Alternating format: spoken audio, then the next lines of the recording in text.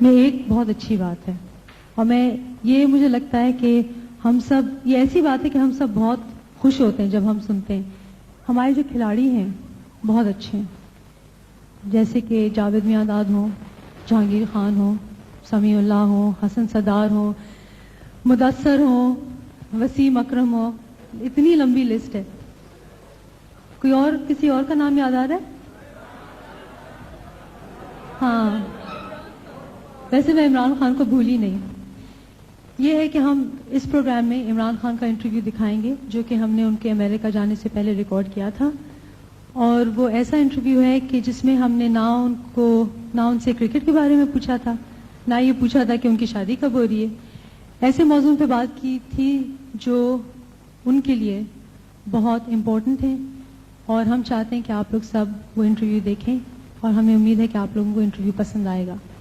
عمران صاحب، جو آپ کی پچھلی 2 کتابیں جو آپ نے لکھی تھیں وہ تو زیادہ تر کرکٹ کے بارے میں تھیں، لیکن اب جو کتاب آپ لکھ رہے ہیں اس کا تو ایک کوئی الگ ہی موضوع ہے، تو آپ ہمیں بتائیں گے کہ کس پہ لکھ رہے ہیں کتاب؟ یہ کتاب انڈس کے اوپر ہے، اور اس کو لکھنے کا میں نے اس لیے سوچا کیونکہ میں نے ایک چیز ریئلائز کی کہ پاکستان کے باہر اور پاکستان میں بھی لوگوں کو اس چیز کا آئیڈیا ہی نہیں کہ پاکستان کی کتنی عظیم ہسٹری ہے، اور پاکستان میں کتنی خوبصورت جگہیں ہیں، اور کلچر کتنا فرق ہے لوگوں میں. کراچی سے لے کے سکردو تک لوگوں کی عادتوں اور ہسٹری اور سب چیزیں اتنا ویری کرتی ہے یہ. تو میں نے سوچا تھا کہ اس طرح کی کتاب بہت انٹرسٹنگ رہے گی اور پاکستان کو پاکستان سے باہر پروموٹ بھی کرے گی. اچھا، اس سے پہلے کہ ہم کچھ اور باتیں کریں، میں چاہ رہی ہوں کہ آپ کو ہم مبارکباد پیش کریں اپنی طرف سے بھی اور ہمارے ناظرین کی طرف سے بھی، کیونکہ آپ پہلے پاکستانی ہیں جن کو یونیسیف نے اسپیشل ایمبیسڈر اپوائنٹ کیا ہے، اور سب سے بڑی بات یہ ہے کہ آپ پہلے ایشین ہیں جن کو ڈیولپنگ نیشن سے یہ اعزاز ملا ہے. تو آپ یہ ہمیں بتائیے کہ یونیسیف کا ظاہر ہے ہم سب نے نام سنا ہے، لیکن آپ خاص طور پہ کیا کام کریں گے یونیسیف کے ساتھ؟ یونیسیف کا جس طرح آپ کو پتا ہے کہ جو کام ہے وہ بچوں سے ریلیٹ کرتا ہے، ان کے ہیلتھ اور بچوں کے کیئر کے لیے. تو میں بھی اس کو ایک بہت بڑا فخر سمجھتا ہوں کہ مجھے یونیسیف نے اس قابل سمجھا کہ میں ان کی کسی طرح بھی مدد کر سکتا ہوں، کیونکہ میرے خیال میں یہ بہت ہی عظیم آرگنائزیشن ہے جو ساری تھرڈ ورلڈ میں بچوں کے لیے جو بھی وہ کر سکے کرتے ہیں. ان کے بہت پروگرامز ہیں. میری فنکشن جہاں تک میں سمجھتا ہوں وہ یہ ہے کہ یونیسیف کے کئی پروگرامز ہیں، مثلا چائلڈ امیونائزیشن، اس میں وہ مجھے یوز کریں گے پبلسائز کرنے کے لیے.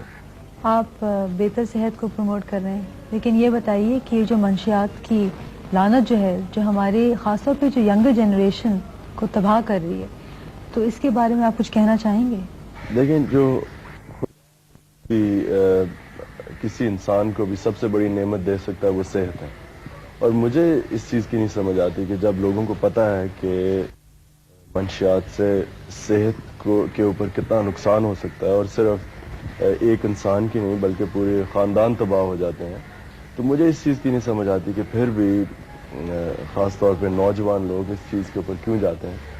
اور میں صرف ایک ہی ایکسپلینیشن ہے اس کا، اور وہ یہ ہے کہ لوگوں کے پاس ٹائم بہت ہے جو ان کو سمجھ نہیں آتی کیا کریں، یا بورڈم فیکٹر بہت زیادہ ہے.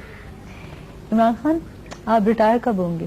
اگر میرے خیال میں کہ میں وہ اسٹینڈرڈ مینٹین کر سکتا ہوں جو میں نے اپنے لیے رکھی ہوئی ہیں تو تب میں کھیل لوں گا، اور اگر میرا خیال کہ میں نہیں رکھ سکتا تو میں پھر ریٹائر تو نہیں ہوں گا لیکن اویلیبل نہیں ہوں گا. عمران صاحب، آپ ہمارے پروگرام میں آئے، آپ کا بہت شکریہ.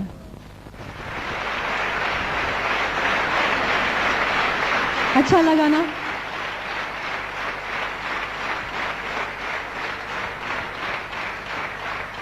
آپ لوگوں سے ایک بات پوچھنی ہے. اگر کوئی آئے اور یہ کہے کہ مجھے آپ کو نقصان پہنچانا ہے تو کیا آپ خاموش تماشائی بن کے بیٹھے رہیں گے؟ اور اگر آپ کو یہ کوئی کہے کہ جو آپ کے عزیز ہیں، دوست یا گھر والے، وہ ان کا قتل کرنا چاہتے ہیں، ان کی جان لینا چاہتے ہیں، تو آپ چپ کر بیٹھے رہیں گے؟ لیکن اس کے باوجود کچھ ایسے لوگ ہیں جو غلط باتیں سن کر منشیات لیتے ہیں، ڈرگز لیتے ہیں اور اپنے آپ ہی کو بہت نقصان پہنچاتے ہیں، اور اس سے بھی بدتر کچھ ایسے بے ضمیر لوگ ہیں جو چند سکوں کی خاطر اس زہر کو بیچتے ہیں اور ہماری زندگیاں برباد کرنے کی کوشش کرتے ہیں. تو میں سمجھتی ہوں کہ ہم نوجوانوں کو اپنا معاشرہ صاف کرنا چاہیے. یہ جو لعنت ہے اس کو نکال کے پھینکنا چاہیے. ہمیں شیر بننا پڑے گا. نہ ہم منشیات کے شکار بنیں گے، نہ کسی اور کو بننے دیں گے. ٹھیک کہا؟